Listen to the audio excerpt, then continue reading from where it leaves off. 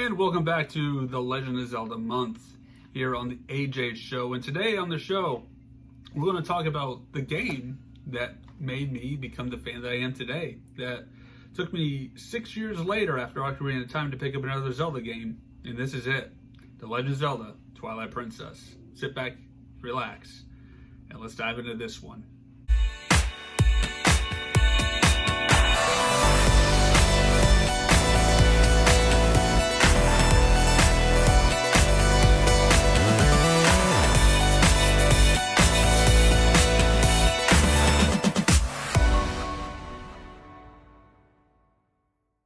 Believe it or not, this isn't the original copy that I first owned. This is actually the Wii version. The first copy I owned was from that beloved lunchbox known as the GameCube.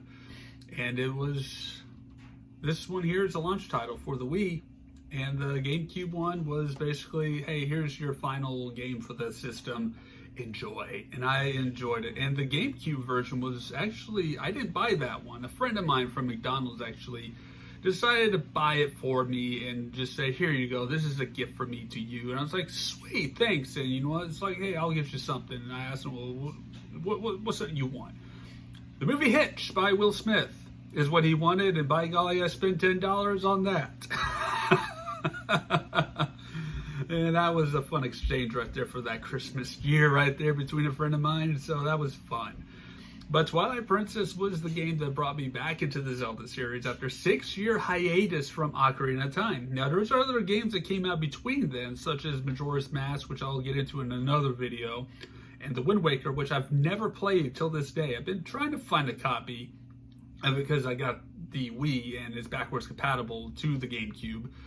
And they're stupid expensive. Let's just say that. It's stupid expensive. And it was a title that didn't pique my interest at all. I saw it in stores on game consoles when you could play game consoles in stores. It was there. I dabbled into it. I was like, it's okay. I'm not a fan. I think probably the art style scared me off a little bit, and that he's also rowing a boat. What? That's weird. All right, let's move on. Twilight Princess, ladies and gentlemen.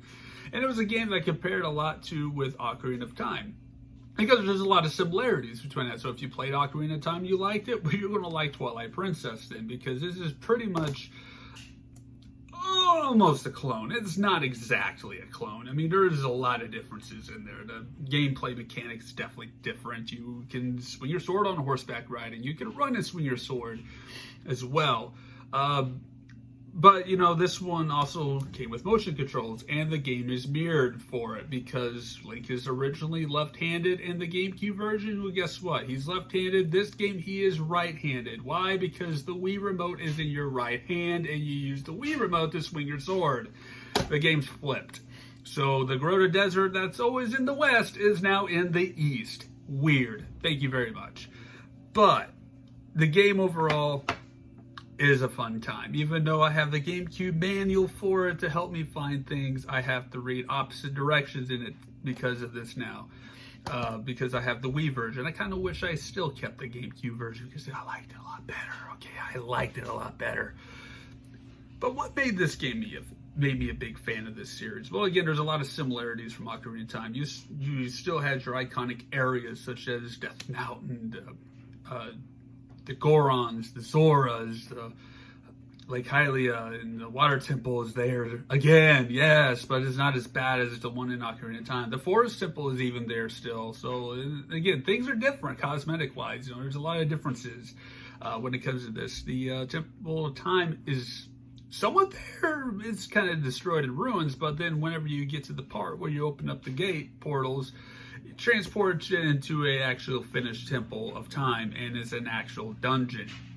Yeah, that's a cool thing right there. Then you go to the Grota Desert, you got the Arbiter's Grounds, which kind of has hints of the Spirit Temple in there, but it's basically a prison camp for criminals, is what that is. And there's a lot of re-deads in there, and a lot of Poes and Ghosts, and yeah, and it's one of my favorites, actually. I like the Arbiter's Grounds.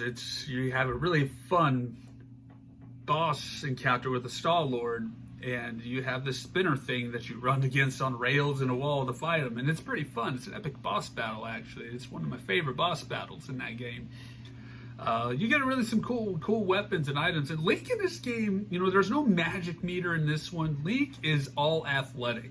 He is a powerhouse. He uses his strengths. He uses his gear, and that's all that he's got going for him. Is that there's no power meters or anything like that. His sword gets an upgrade, of course, I believe, and whenever you get the Master Sword.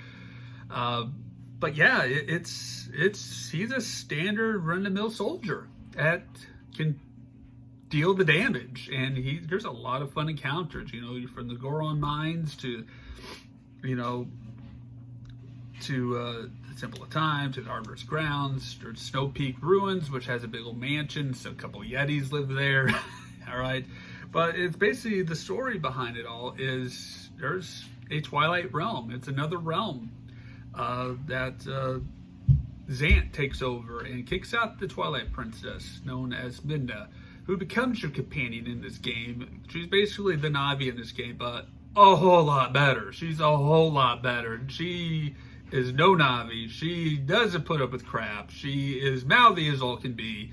Gives you attitude at times. And she has her own agenda at the beginning where she only cares about herself. But she warms up to you after a while, and after having her life saved by Princess Zelda at one point, who is under house arrest in this game in the Twilight realm of Hyrule Castle, where Zant sits, at the time. But yeah, it's one of these things that, you're basically trying to restore the light world, which is in Hyrule, and push away the darkness of the Twilight. And there's a lot of bloom effects in this game that, man, it makes the game look dark in tones, and it looks like people ran out of ink for their game. So it wasn't the best aesthetics of it, but it's still a good game overall. There's some great characters you run into, some questionable characters. You even get blasted out of a cannon at one point. I'm like, that's pretty epic right there. You get blasted out of a cannon to go to a city of the sky, and that's awesome too. There's some freakish design characters in this game. So, I mean, the Okus, those bird things with human faces, it creeped me out when I saw those things. And I'm like, what is happening in this game? But I love the soundtrack of this game. Lake Hylia is probably my favorite soundtrack, along with the Temple of Time soundtrack. Such good music right there.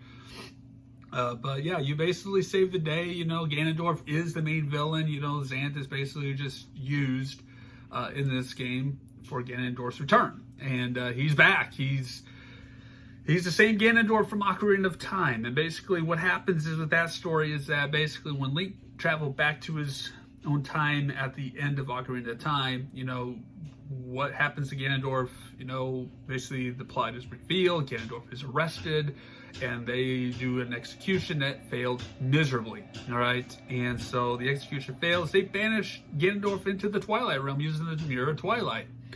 And that's where him and Zant encounter, and basically Zant sees him as this godlike figure, and he gives Zant powers to go into Hyrule and conquer it and bring forth your Twilight world, all right, and all this fun stuff. And of course, at the end of the day, Zant pretty much loses it. The character's pretty much just silent through most of it. I mean, yeah, he speaks, but he's just kind of there. And but towards the end of the game, he loses his crap, and what kind of fighting style he brings to the table is unpredictable, all right? He's just all over the place. He transports you from one world to another world during his boss fight, and then finally you eventually defeat him in the end. And then you finally unlock Hyrule Castle to have your encounter with Ganondorf, who is there waiting for you. And of course, he has Zelda as puppet Zelda, and you basically have like a little bit of battle between you and Zelda.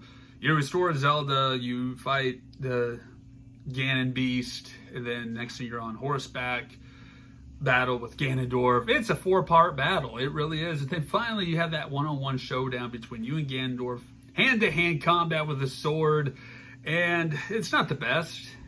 Hand-to-hand combat with a sword. Skyward Sword takes the cake on that one. That one is epic when it comes to him and Link versus Demise in that one. That's another topic for another day. But they tried, at least. They tried with this one, but it was fun for what it was.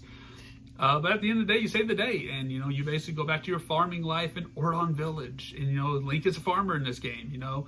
he kind of has a somewhat girlfriend as well in that village, and some great friends too. And he goes back to his farming life. Zelda goes back to being a princess, and the Twilight world is restored for Binda. And yeah, what an epic game this is, and it's definitely a game that I enjoy playing, and that kept me in the game. I played it repeatedly, beaten it repeatedly, and I probably should go back to it at some point to play and just kind of revisit that and just check it out. So overall, I enjoy Twilight Princess for what it is. You turn into a wolf in this game. I forgot to mention that because there is a wolf there on that cover. You turn into a wolf whenever you go into the Twilight sections in the first half of the game, and then after that, you actually have the ability to switch back at any time.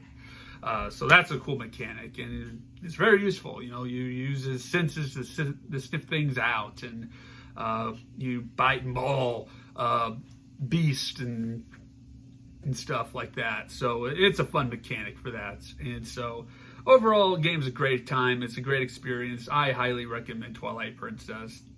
And yeah, there's a lot of comparisons, Ocarina of Time and landscape and locations and stuff like that. But yeah, fun time. I enjoy it immensely. And it's number 3 in my ranked top Zelda games of all time. So that's it for this episode. Thank you guys so much for joining me for this one.